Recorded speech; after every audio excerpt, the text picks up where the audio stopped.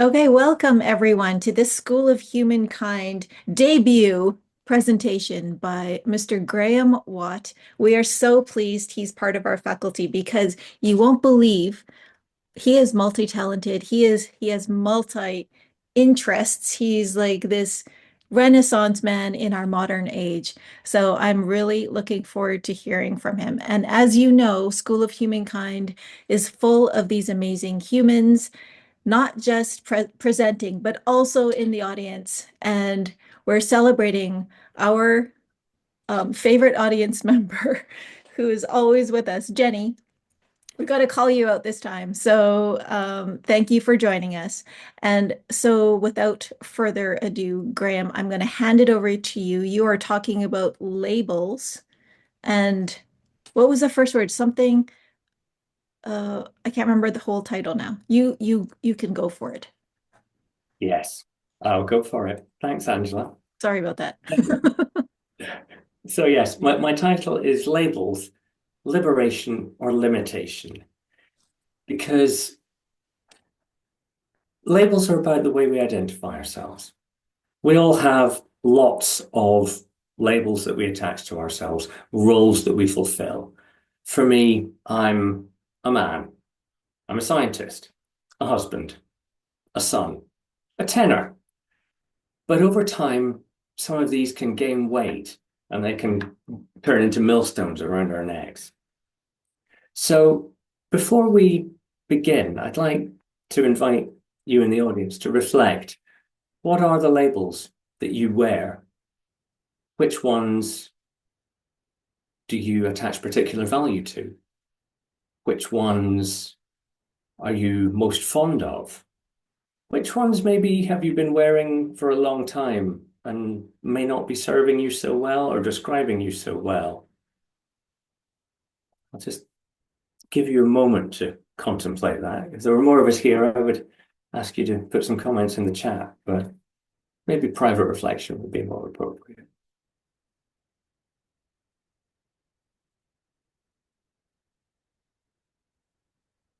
So one thing that came to my mind when I was thinking about this is when we apply a label, we start to become a noun, which is a static thing, rather than a verb, which is a dynamic thing.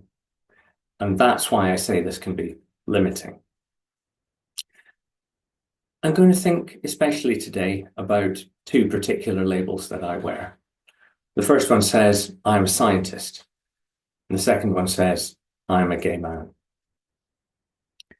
Which is why I had that mock-up of the chap with the pink triangle in some of my LinkedIn posts that you may have seen advertising this, particularly conspicuously.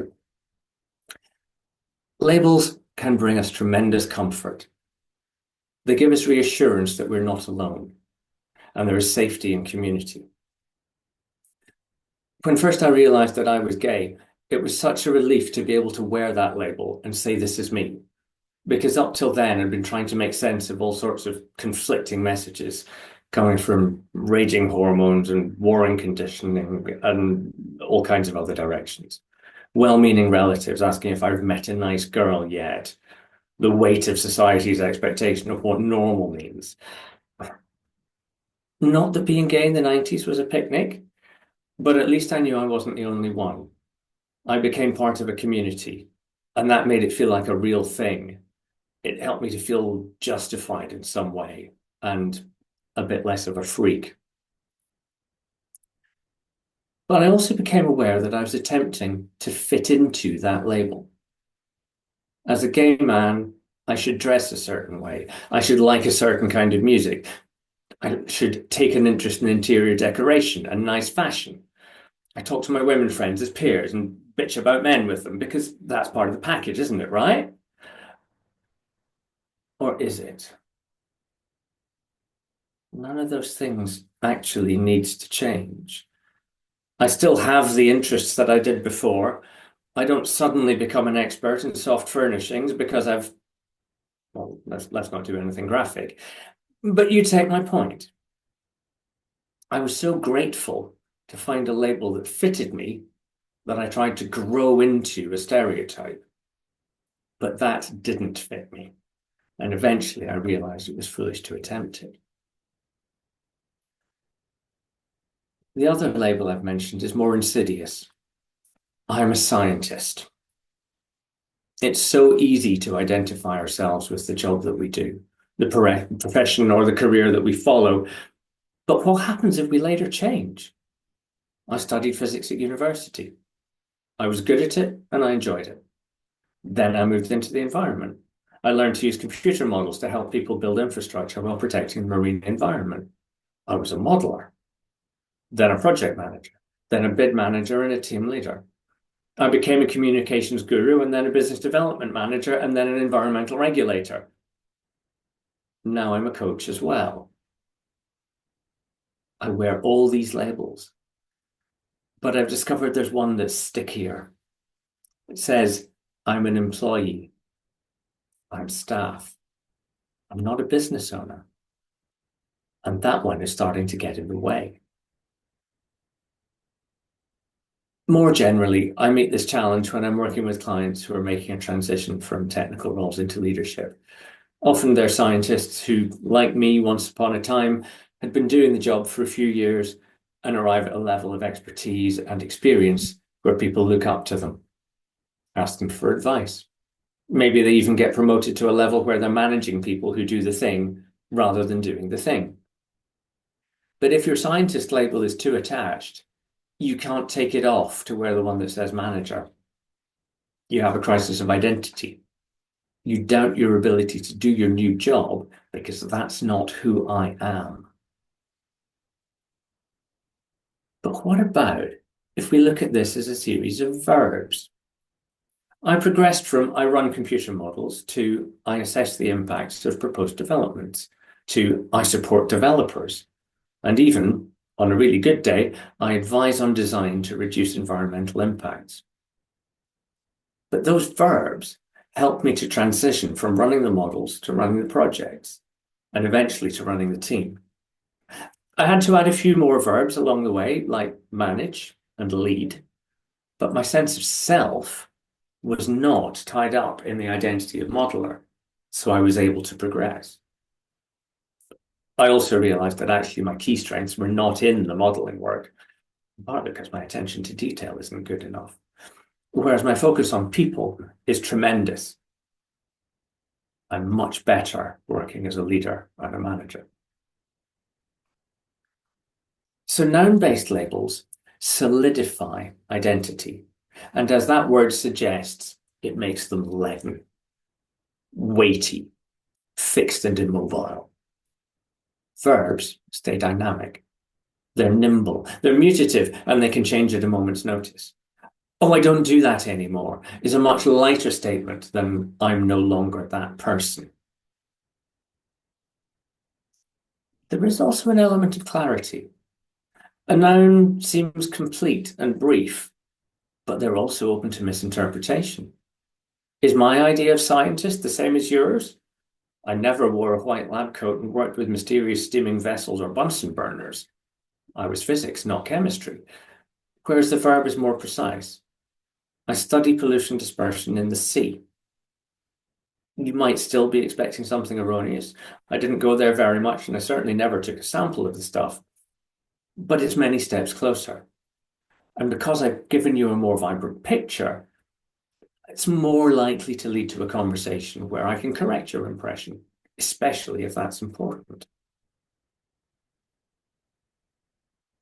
So that's the sort of territory that I'm exploring. I'm going to delve into the literature a little bit, just to show you that this isn't merely my personal opinion. There are two principal areas of research. The first one is fixed against dynamic traits, and the second one is the impact on self-perception and motivation. So briefly, looking at fixed versus dynamic traits. Studies in social psychology indicate that noun-based labels, such as a leader or a genius, are more likely to be interpreted as indicators of stable inherent traits. This static perception can lead to heightened pressure to maintain an identity and increased vulnerability to feeling inadequate when one does not live up to the label. Verbs, on the other hand, frame identity as a series of actions, leads a team, or thinks creatively, emphasizing an ongoing behavior and adaptability. This dynamic framing encourages a growth mindset where individuals view abilities as improvable through effort and practice.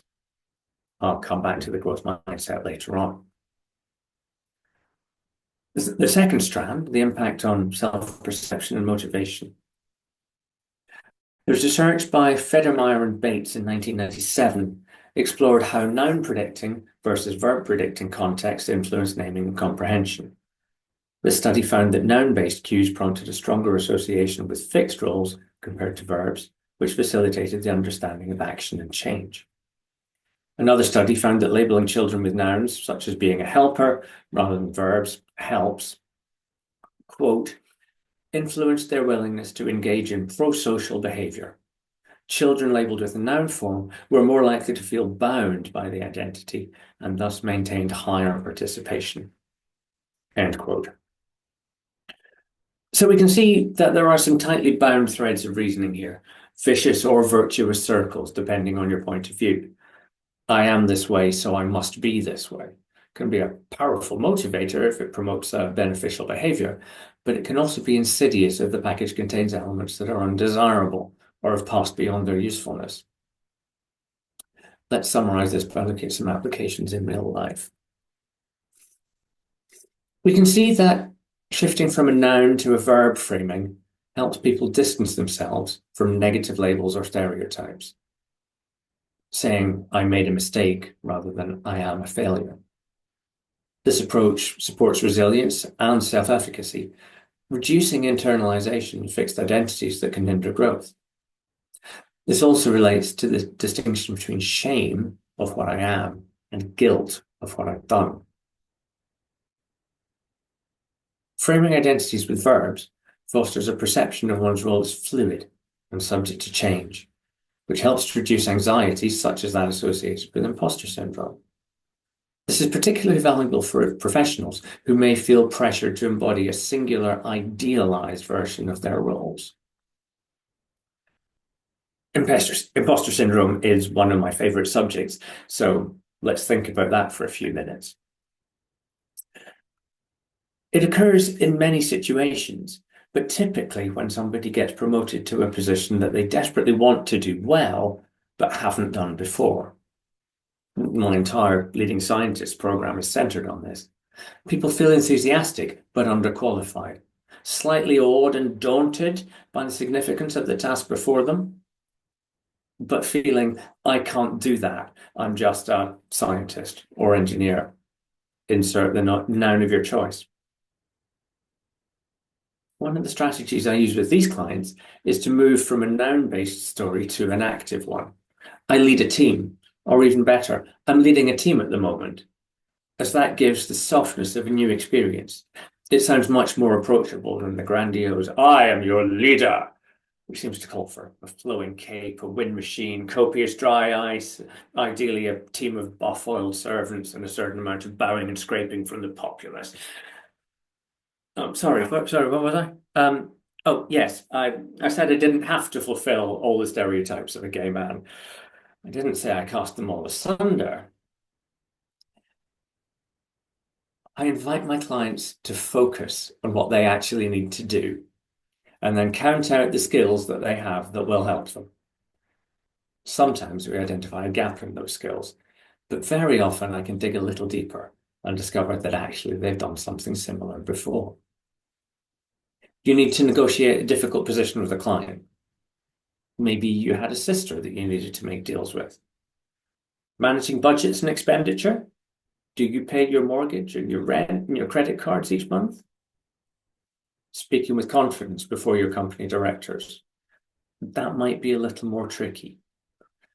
Can you think of someone you respect and who held some power over you that sometimes you needed to communicate with? That could be a role model instance. How did you manage that? What worked well? What can you learn from it? What can you bring?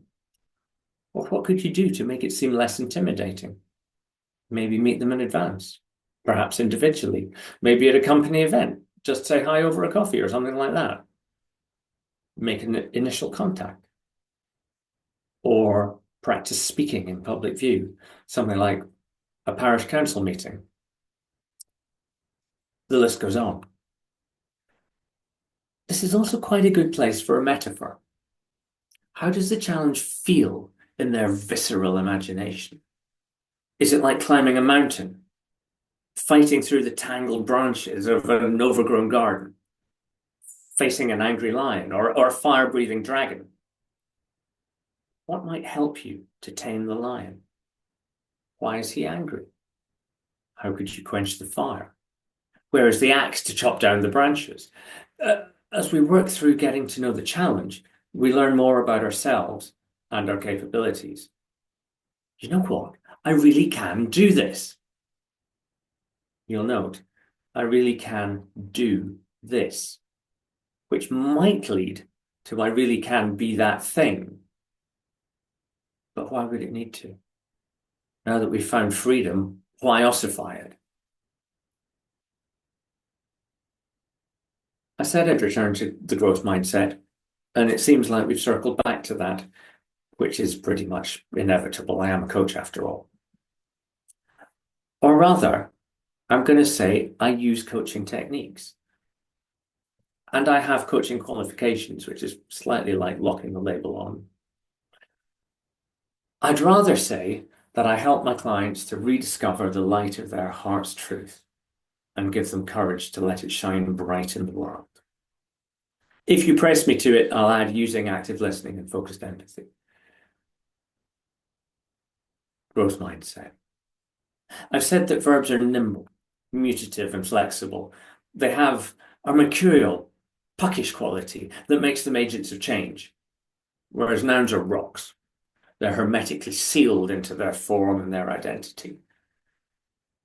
And isn't it strange that we use the two names of Hermes and Mercury, that same classical deity, the messenger of the gods, but in deeply contrasting forms?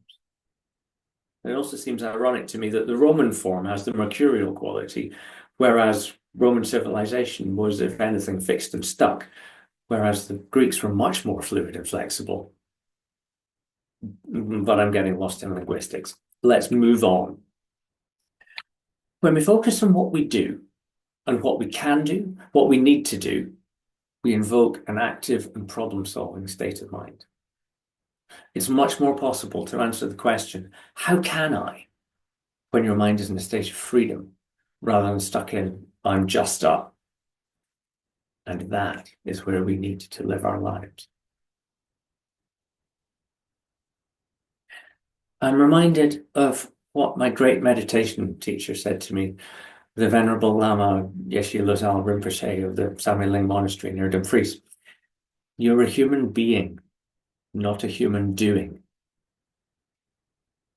He meant that in essence, and especially in meditation, we return to a state of being, just being ourselves. And that's how meditation works. It's a state of stopping doing all the stuff that normally keeps us busy. But that's what separates the state of meditation from the rest of our lives. It's the time when we stop doing and can be what we really are. I now think that suggests the rest of the time we should be doing. We don't have to be all of the time. So my approach now is to let me be the things that are deeply ingrained in the way I want to be. Kind, compassionate, strong, creative, and joyful. Let me do all the other stuff that isn't central to the core of my being. That way I can change it as and when I want or need to. I will embody my values, but I'll only do my work. In conclusion, my invitation to you is to consider the labels that you apply to yourself. Which ones give you freedom and connection? Which ones hold you back? What could you do to make that work out better for you? What verbs might you use instead? Look deeply into yourself. What identities do you find? How do they serve you? And how could they be improved? What labels would you like to cast off so that you can return to the state of a human being, being human?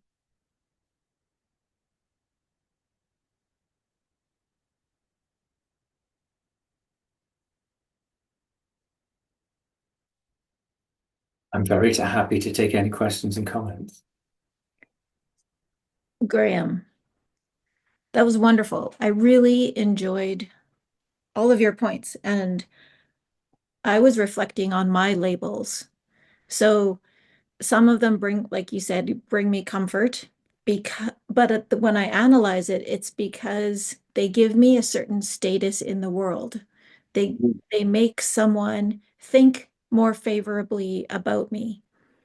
And then there's the label that, if this is the label, it's the way I look at it. And then there's also the way everyone else looks at it that I have no control over. So Mm, I'll give you an example. The one that gives me comfort is the label of an engineer because that's my education. That was my career. It's not exactly what I'm doing now, but I feel like when someone says, "Hey, what do you do?" It's just like I'm an engineer. That gives them a little bit of, especially being a woman, it's still a male-dominated field. So it's like, "Oh, mm. you're an engineer." And because I'm so old, I was I was an engineer way back then. But so it kind of gives me comfort, even though I probably shouldn't be using it right now.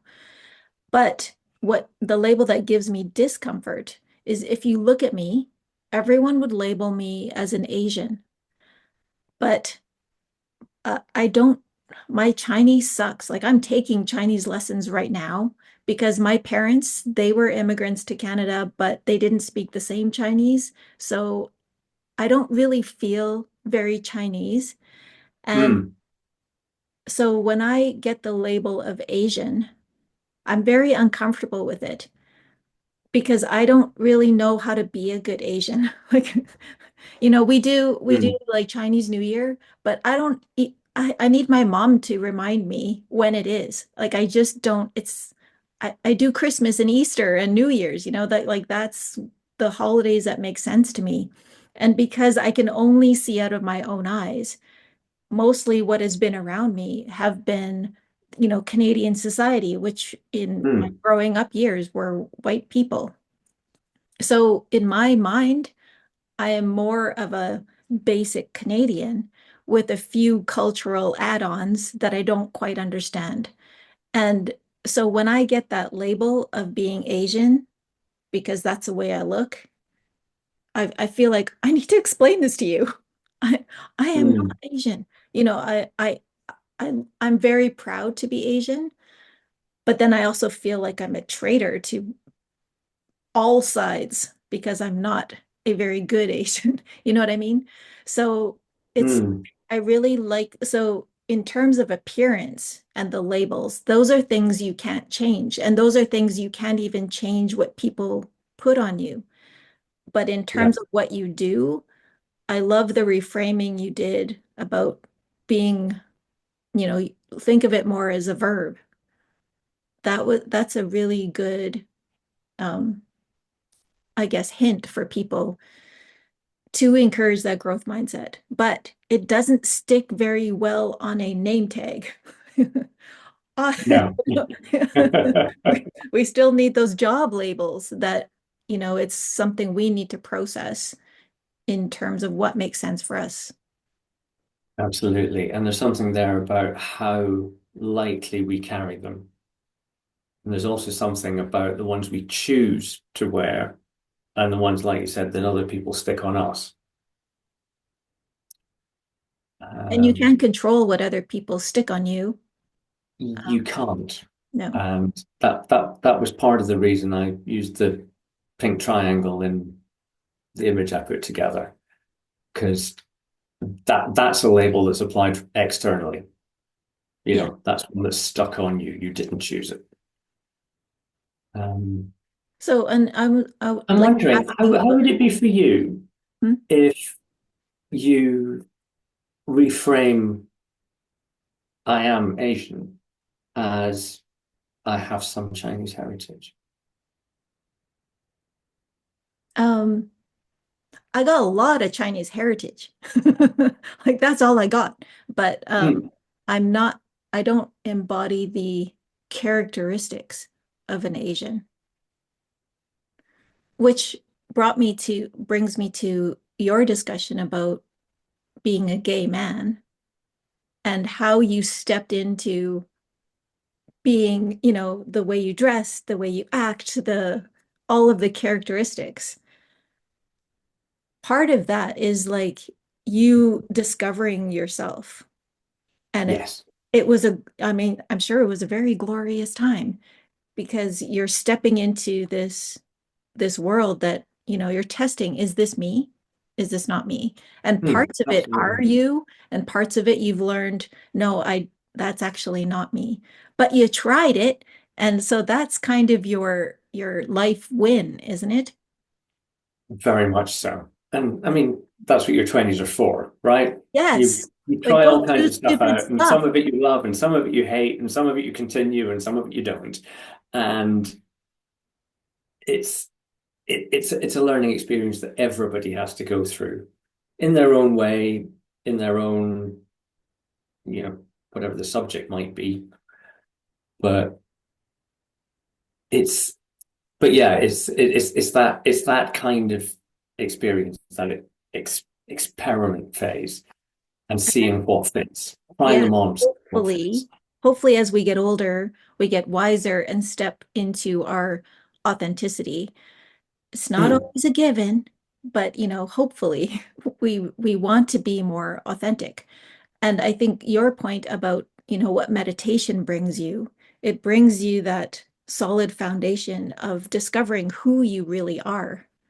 And when you have that solid foundation of who you be, when you go and do all the stuff outside of your meditation, that is also um, it taints your beingness, taints all your doingness in a good way.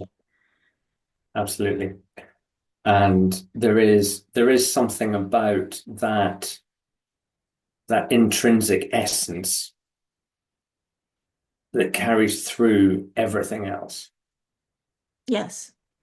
And when we allow ourselves to be who we truly are, which you had a few descriptors like kind and, I can't remember all the other ones, but loving and considerate, everything you do, if it's based on who you truly are, you would, and no one would hurt anyone else Mm, because of our true being.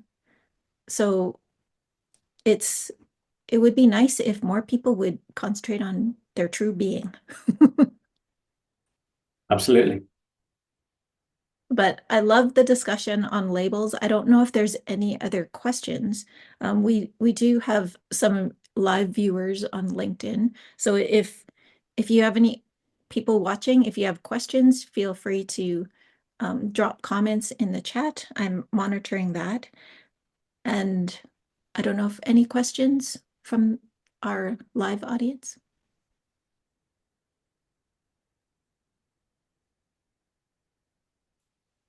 She's thinking way too hard. Yes.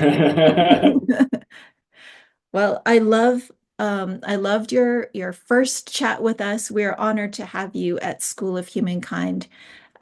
We this chat will be put in our School of Humankind library, which the library pass is free at the moment, but also on our YouTube channel. So please check out School of Humankind, www.schoolofhumankind.com. And thanks again, Graham, for sharing your wisdom and your experience and bringing so many good points to this concept of labels. A very great pleasure. Thank you for having me, Angela. And with that, we will sign off and thank you again.